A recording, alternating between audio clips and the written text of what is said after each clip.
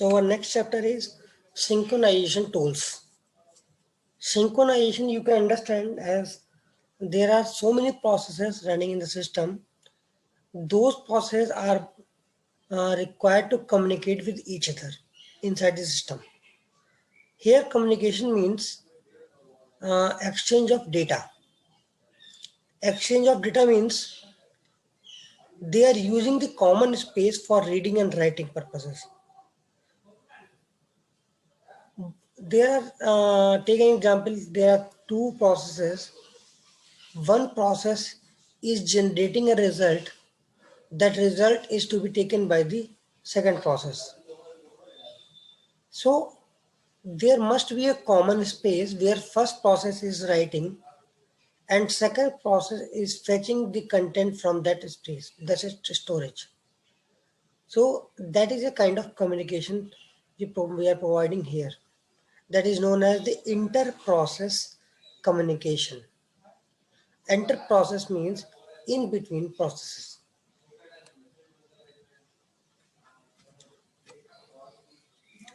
Here we will discuss the critical section problem, the Peterson solution, then hardware support.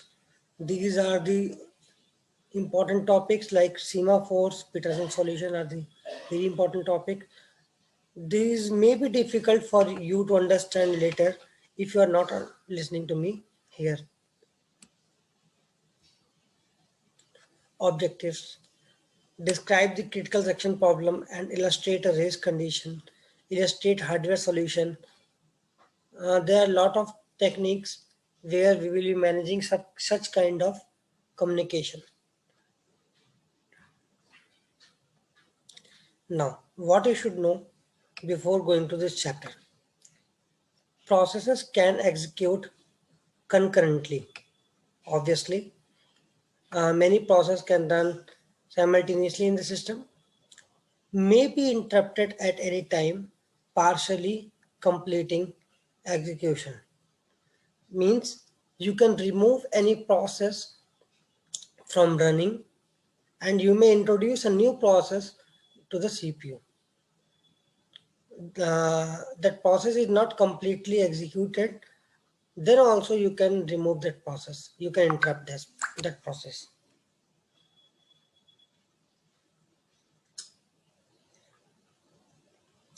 Concurrent access to shared data may result in data inconsistency. Means if you are having two or more processes and you want to share some data means some processes want to write, some processes want to read. Then there may be a data inconsistency like process have not written yet and another process is fetching that particular message. Now that process will be taking some garbage value that was written previously, not the updated one. So there may be a data inconsistency. Maintaining data consistency requires mechanism to ensure the orderly execution of cooperating processes. That one term is cooperating processes. Cooperating processes means those who are affecting the other process in the system are known as cooperating processes. Those processes who do not uh, affect other processes in the system are known as independent processes. So if you want to maintain the data consistency means whatever you are expecting the output, if you want that particular output only, then you have to ensure the orderly execution. Orderly execution means you should know that this particular instruction should be executed first, then the other instruction will be forwarded. Suppose there are three different instructions. Instruction number 1, instruction number 2 and instruction number 3. These may or may not be from same process. That might happen that Instruction number 1 is from process 1. Instruction number 2 is from process 5. Instruction number 3 is from process number 10. These may be coming from different processes. But if you want data consistency, means you want your output as expected. So there must be an orderly execution. Orderly execution means if you want to run 1, then 3, then 2, then you have to ensure that this must be true in every situation.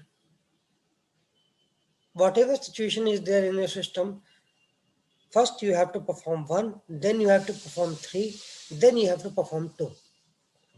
If you are changing the sequence like this, 1, 2, 3, then your data, then your output may not be desirable for you.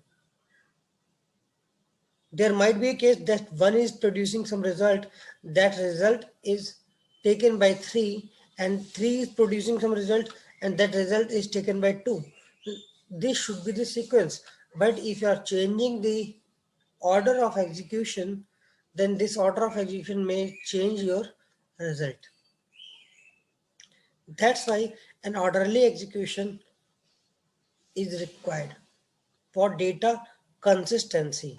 Otherwise, your data will be inconsistent, means it may vary every time. Have you seen any kind of program in your life, like you are running a code of C program, you are printing something, but every time you are running that code, it will generate a new kind of output. Until unless you are not using the random function or it is the garbage value, it will not generate the different outputs. We are not assuming any such kind of outputs that are coming randomly from the system. We stated in chapter 4 the problem when we considered the bounded buffer problem that we will discuss later. Now moving forward.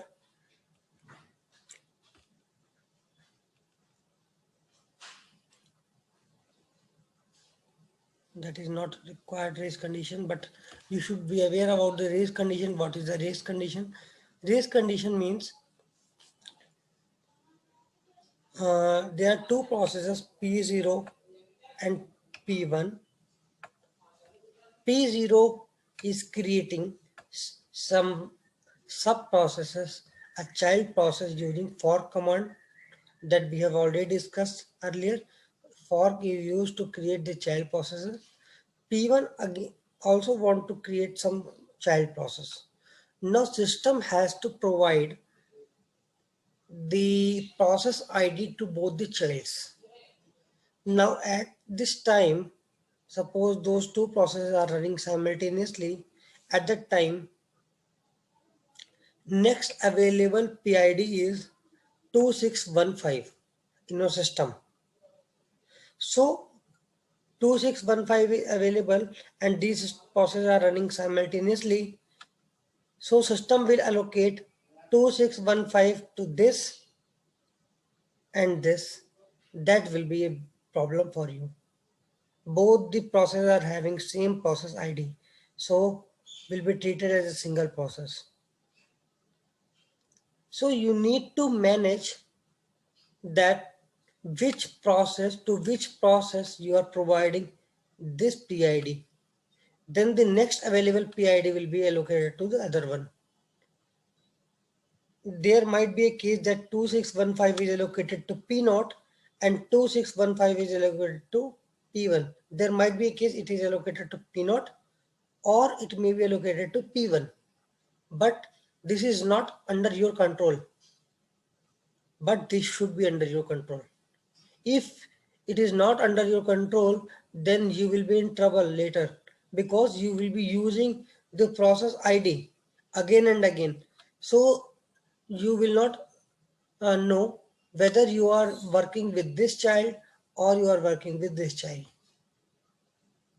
You should be sure about that you are working with this particular process.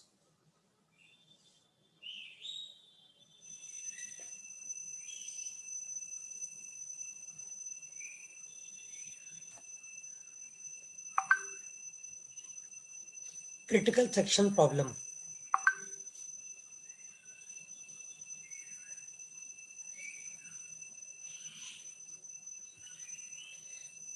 Consider system of n processes, P0 to Pn minus 1. There are n different processes in the system. Each process has critical section segment of code. Critical section.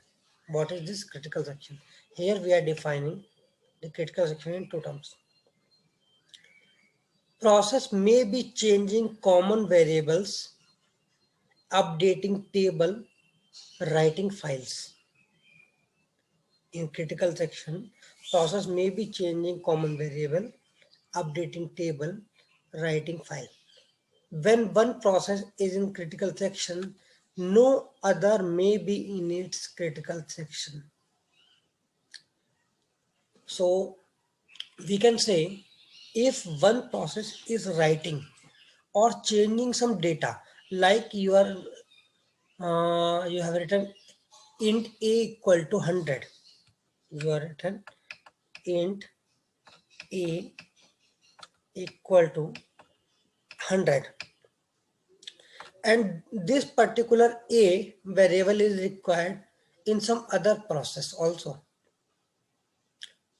So this might be occurred before that particular process or after that particular process. If it is executed before that particular process, then the value of a will be 100. If it will run after that particular process, then the value of a will be some garbage value. So whenever you are writing something, whenever we are changing some values, then this race condition could arise here. Data and inconsistency should be there. So we are calling it as a critical section. Whenever you are changing any kind of value, that is a critical section in your process.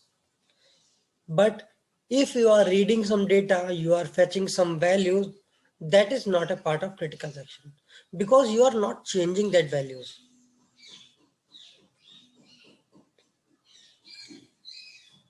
You are not changing that values. Now, suppose this particular process A, P1, another process is P2. There are two different processes. Those two processes want to read the value of A.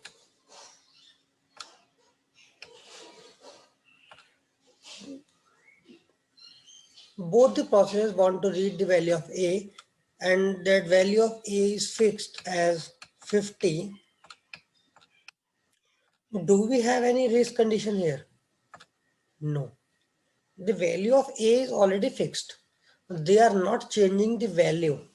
But if one process is changing the value to 30, then it may be a problem, because when this particular P2 is accessing the value of A, whether it is before this particular line or after this particular line, if this fetching is after this line, then the value of A it will fetch is 30. If it is occurring before this particular line, then the value of A will be fetching as 50. So there may be data inconsistency when we are using some write command. If you are changing some common variable or updating table or writing a file, this may be creating some problem. That's why we are calling it as a critical section. In every program, there may be or may not be a critical section. Critical section. So what you can do to resolve this problem, that you want your order to be executed in this form, P1, then P2, then P3, you want this order.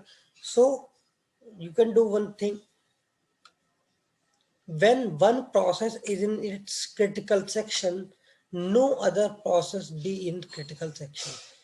That means if one process is writing something anywhere in the system, no other process is allowed to execute in its critical section.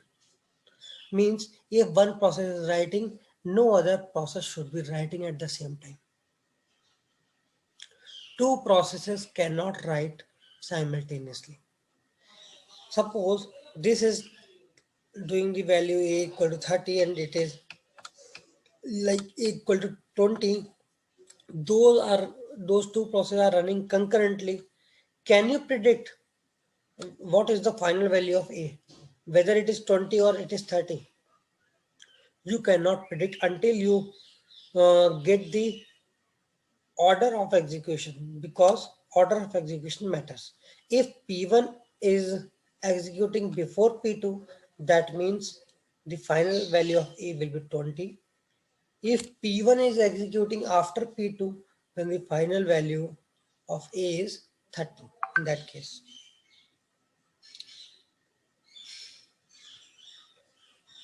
Critical section problem is to design protocol solve this. Each process must ask permission to enter critical section. In entry section may follow critical section, entry section, critical section, exit section, remainder section. We will discuss in the few slides. The next slide. So here, this is a sample code of a process PI. In every process, there are some critical sections and some remainder sections. Critical section means where that process is writing something. Remainder section is the other part of the process, where it may be reading some values, it may be printing something, it may do anything. Remainder means initializing and all, everything, but you are not writing here. Why it is in do while loop? Do while loop, that means in every process, this particular thing may be repeated in so many times. In every process, there may be like a critical section, remainder section, again critical, again remainder, critical, remainder. Why it is so? First you are initializing, then changing the value, then you are again some continuing with the loop, then you are again changing the value, then again you are doing something, then again you are changing some values. So in your process, in your program, you can use your critical section again and again, and similarly your remainder section will be there. Okay, so you will be having critical sections and the remainder sections one after another. That's why it is written in do while loop. So we have discussed the critical section and the remainder section. Now what are these entry section and exit section? Whenever any process want to go in its critical section, whenever any process want to write something, that process must be requesting the operating system that I need to go in my critical section. This is the request code. Request for going into the critical section is known as entry section. The code involved for requesting the operating system to go in critical section is known as the entry section part. After finishing its critical section, after writing all the values, whatever it want to write, it should inform the operating system that it is completed its critical section, is known as the exit section. There will be some code for entry section. There will be some code for exit section also. This is for information that it has completed the critical section. Why? If it is requesting for a critical section, there are so many processes in the system. there might be a case that other processes are already running in the critical section. And I have told you that only one process is allowed to run in its critical section. If some other process is running in its critical section, then this particular process cannot run its critical section. It has to wait here. It will be waiting. If no other process is running in the critical section, then this particular process will be going in the critical section. After finishing its critical section, all other processes who are waiting for their critical section to run may be allowed to go in the critical section part. That's why we are not directly writing the critical section and the intersection. There is an entry section and there is an exit section for going to the critical section part.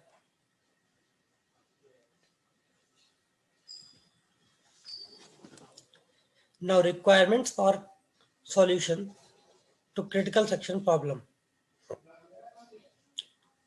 Whenever you want to solve the critical section problem, there must be these three conditions in all the solutions. Whatever you are making for the critical section, there must be these three conditions. You can say for the fulfillment of uh, the solution of the critical section, these three conditions are required to met. First one is mutual exclusion. Mutual exclusion means if process PI is executing in its critical section, then no other process can be executing in their critical sections. Okay? Only one process is allowed at a time for running in the critical section part. Then the progress. If no process is executing in its critical section and there exist some processes that wish to enter their critical section, then the selection of the process that will enter the critical section next cannot be postponed indefinitely. Means if no process is running in the critical section and some processes want to run in their critical section, already there are some waiting situation, so they cannot be postponed indefinitely. Who will decide which process will go? Those processes will decide themselves who will be going for the critical section. Suppose in a class of 30 students, few of them, let's say 5 of them want to go outside from the class. But I told you that only one person can go outside at a time. So who will decide that which particular person will be going outside? I don't know the urgency of those 5.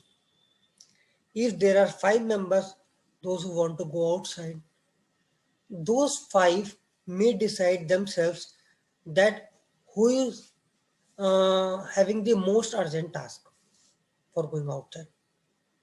That processes will be allowed to select the processes within themselves. Then the bounded waiting. A bound must exist on the number of times that other processes are allowed to enter their critical sections. After a process has made a request to enter its critical section and before that request is granted. So suppose every time some processes are going in the critical section, but you are not allowing a single process that is having the least priority, you are not allowing that particular process. That should not be true. There must be a time limit, a limit that after certain time that process must be going in their critical section. It must not be hold indefinitely. Assume that each processor executes. అయిపోదు కదా అన్నిటికీ ఇంకొంచెం Is there any problem? Assume that processes execute at a non-zero speed. No assumption concerning relative speed and cost. हाँ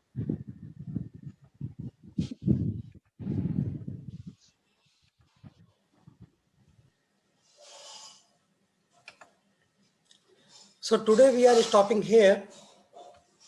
In the next class, we will be discussing the solutions of the critical section problem. These are the conditions that should be required in every solution.